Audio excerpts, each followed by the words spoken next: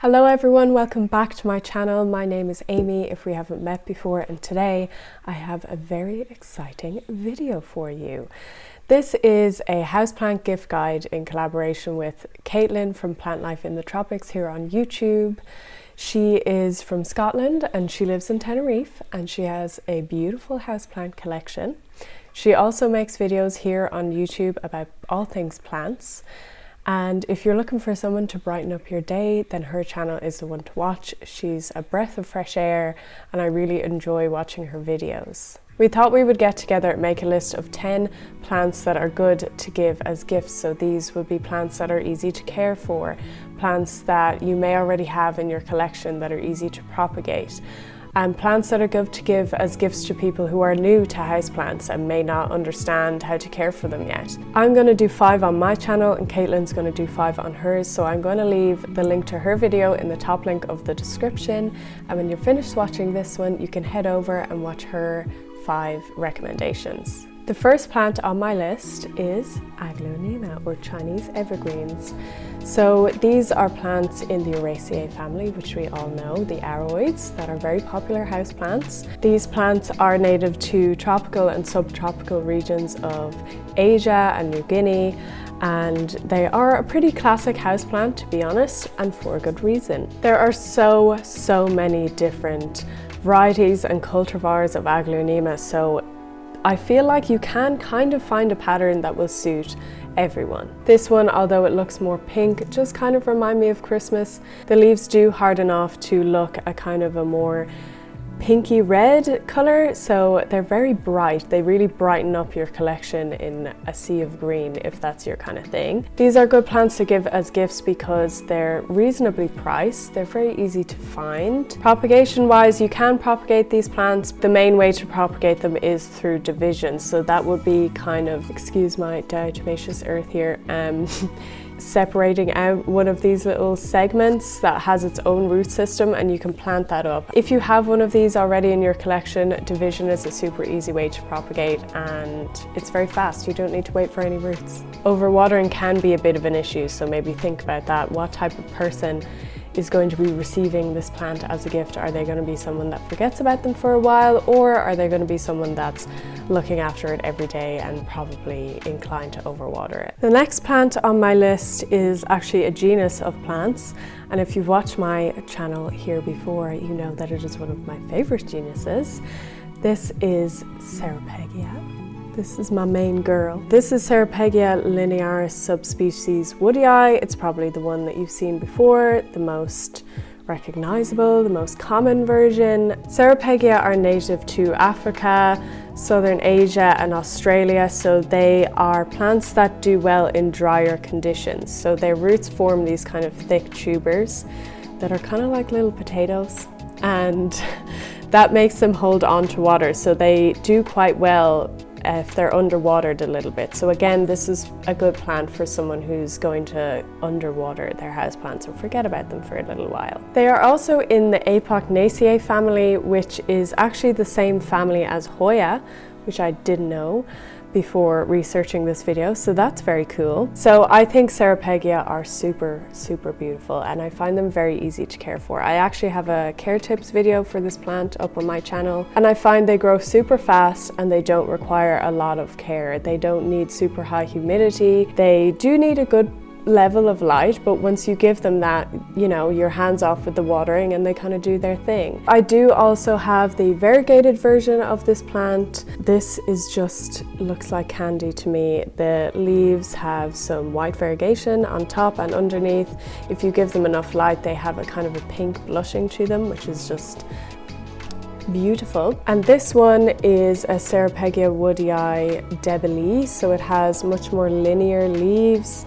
It kind of looks like hair, which I really enjoy. Some people may not. They can be real statement plants in your home, and also they look really good with Christmas lights. If you have little dainty Christmas lights hanging beside your Serapegia, they just look absolutely beautiful. So the main reason I have this plant on the list is because it is super easy to propagate.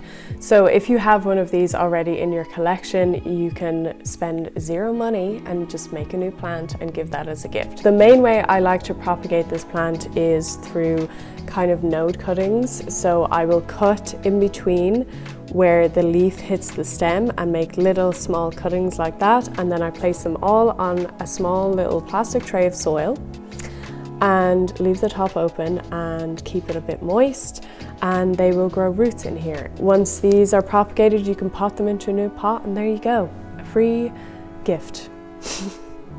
The next plant on my list is a classic. You've seen it before. You've probably seen it everywhere. You've seen the patterns of it definitely everywhere. It is a classic for good reason, and that is Monstera deliciosa. I can't even get it in with me. So this is a big plant. This is for someone who has the space for this plant, and as the name suggests, Monstera, they kind of grow like monsters and they can take over pretty fast. But that's a good thing, because they're very easy to care for. So I know you've seen it all before, but this is on the list because it's a great houseplant, it just is, and that's the reason it's so popular. It's absolutely beautiful, it grows fast, it's satisfying to grow, it's easy to care for, it doesn't require a huge amount from the plant parent caring for it. This plant is native to tropical regions in South America, Mexico. It is a climber, so I do actually have 2 different moss poles on this one. So if you give it something to climb, the leaves will get bigger and it will grow faster, it's happier. That's the way it grows in its natural environment. It is mildly invasive in some areas, so you know, that just goes to show that when given the right conditions, this plant really does take off and can take over. As long as that's in your house, that's fine. In terms of propagation, if you already have a Monstera deliciosa, you can propagate it by node cuttings and put it into water. I have a water propagation video if you want to go watch that. That's the way I would propagate it. You can also divide this plant if you have more than one section of it, like I do here. I don't think somebody would be disappointed to get this plant, to be honest. I wouldn't. It's beautiful, it's a showstopper, it's popular for a reason, and it's also very easy to find and pretty affordable in most places. Next on my list is the Heartleaf Philodendron, or Philodendron hederaceum. This is the cultivar hederaceum, so Philodendron hederaceum var hederaceum, or micans as it's much better known as. It has velvety leaves. It is in the Aroid family, the Araceae family.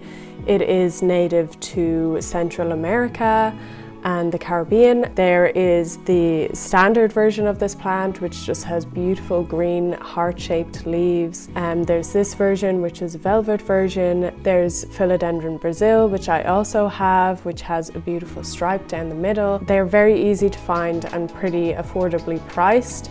That is likely due to how easy it is to propagate and multiply this plant. I am constantly taking cuttings of my micans, and it just totally, it just grows out of control, and it doesn't require a huge level of care. I wait for it to dry out and I water it and I give it moderate light, and it's very happy that way. So if you have one of these in your collection, or you're thinking of getting one for yourself, then you can always propagate it and give it as a gift to someone else. So this is a great way to give a free gift to someone who's thinking of getting one. Again, I would propagate this by node cuttings and sticking them in water. They root super fast, super easily, and you would definitely, if you cut them now, would have them in time for Christmas. As long as you have the heat to help with the root production on the cutting, you're going to do totally fine. The last plant on my list is, again, a very common plant, a very classic hardy house plant. It is Dracaena, or better or formerly known as Sansevieria, or snake plant. We've probably all heard of these. They're everywhere. They are one of the most OG houseplants in the game. They are in the Asparagaceae family, or asparagus family, which is not what I expected. But they are a fantastic houseplant. They are not one of my ultimate favorite plants, but they are a great present to give because they are super hardy. These plants are native to tropical West Africa, from Nigeria to the Congo. The morphology of this plant differs hugely. There's so many different cultivars and species, different leaf shapes. There's compact varieties, there are much taller varieties. There's really one to suit everyone in snake plants. So because of where they're from Africa, they can tolerate drought periods fantastically well. Some better than others, but they do like to be on the drier side, so they really don't like to be overwatered, and they can be prone to rot because of that reason. But as long as you're kind of hands off and forget about them, give them a moderate amount of light, you can just leave them alone and they just grow and they're fantastic. So this is my favorite variety. This is Sansevieria or Dracaena Moonshine. Just to show the difference in varieties, this is a Sansevieria Fernwood or Mikado, which has really spiky leaves. They're much longer. They have a different pattern here, like a kind of a zebra pattern. There's also the more classic Trifasciata Laurentii. This is the dwarf version. The other version of this plant is much taller and slender. So there's compact varieties. This is a great plant to give as a gift because they are fairly affordable. They're found everywhere. Most people have them. If you have them, a great way to propagate them is by division. It's a much faster way to propagate these plants, so they can put off little pups, and you can just take a section out, divide it, plant it in its own pot. It has its own root system again. You can propagate these plants through leaf cuttings. You can cut them horizontally across the leaf, stick it in water, and it will grow roots, but it may take some time, and you may not have time coming up to Christmas. Some of us are a bit slow, so division works super well with this plant. So if you're planning on giving this to someone who doesn't have a great amount of natural light, this is a great option. This plant will not thrive, but will survive in lower light conditions, so they can fit into the dark corners of your house. So guys, those are my 5 recommendations of fun and easy plants that are good to give as gifts coming up to Christmas. Thank you so much for watching this video. If you liked it, please give it a like. That really helps me out. And if you liked it even more, you can go and subscribe and hit the notifications bell so that you'll get an email whenever I upload. And now that you've finished watching my video, please go over and watch Caitlin's recommendations on her channel. The link is in the top line of the description. And just remember, you don't have to spend a lot of your dollar to give a good present. A lot of these plants I picked because they're easy to propagate, either through cuttings or division, and in that way you can share your own houseplant collection and put a smile on someone else's face this Christmas by giving them one of these plants. Thank you again to the lovely Caitlin for this collaboration. I really enjoyed this process. Thank you again for watching, and I will see you in the next video. Bye!